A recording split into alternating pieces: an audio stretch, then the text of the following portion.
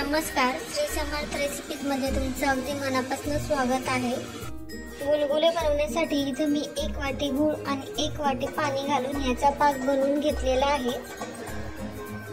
जर तुम्हाला अर्जंट गुलगुले बनवायचे असेल तर तुम्ही हे गॅसवरती हलकसं गरम करून घ्यायचं आणि गूळ वितळून घ्यायचा।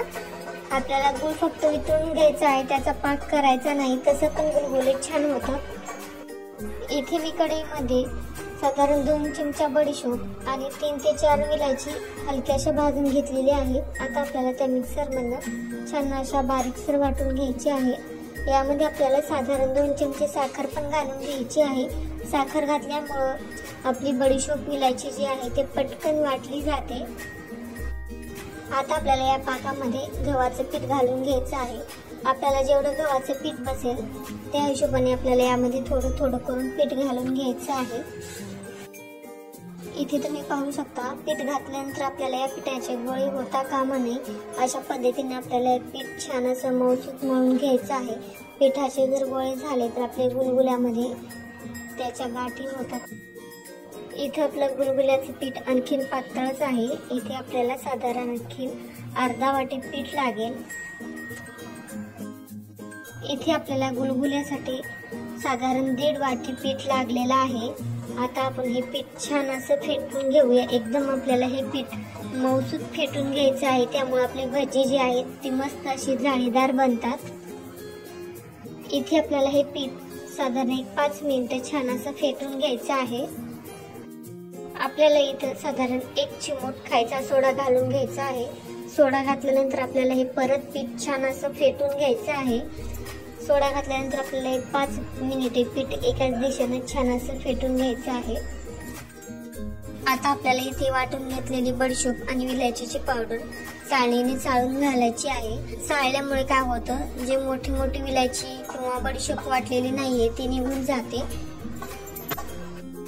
आता आपल्याला हे परत छान असं मिक्स करून घ्यायचं आहे। इथे आपण बडीशोप व विलायची घातल्यामुळे आपल्या गुलगुल्याची चव अतिशय भन्नाट अशी लागते। यामध्ये तुम्ही जायफळ पण घालू शकता।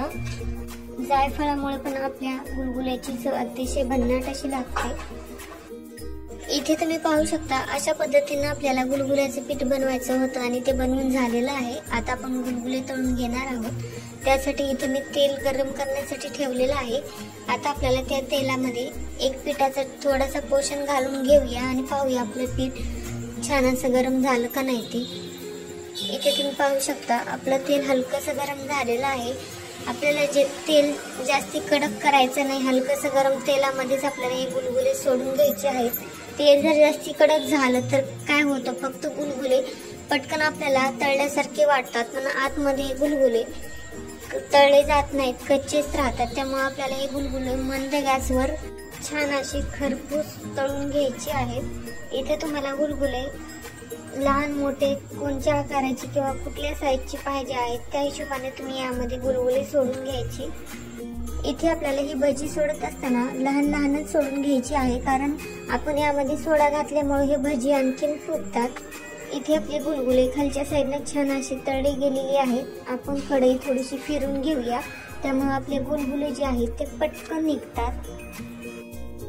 आता आपण हे गुलगुले उलटून घेऊया।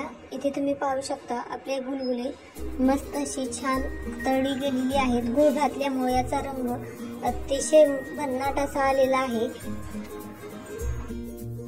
आता आपल्याला हे गुलगुले छान अशी चमच्याने एकसारखी फिरून घ्यायची आहेत, त्यामुळे आपल्या गुलगुल्याचा रंग एकसारखा येतो।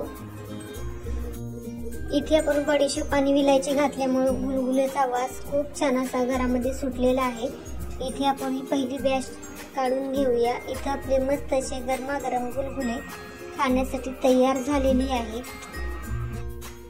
इथे मी तुम्हाला एक गुलगुला तोडून दाखवते। इथे तुम्ही पाहू शकता, आपला गुलगुला आतमध्ये छान असा तळला गेलेला आहे। चला तर मग पुन्हा भेटूया अशा छान छान रेसिपी पाहण्यासाठी। तोपर्यंत धन्यवाद।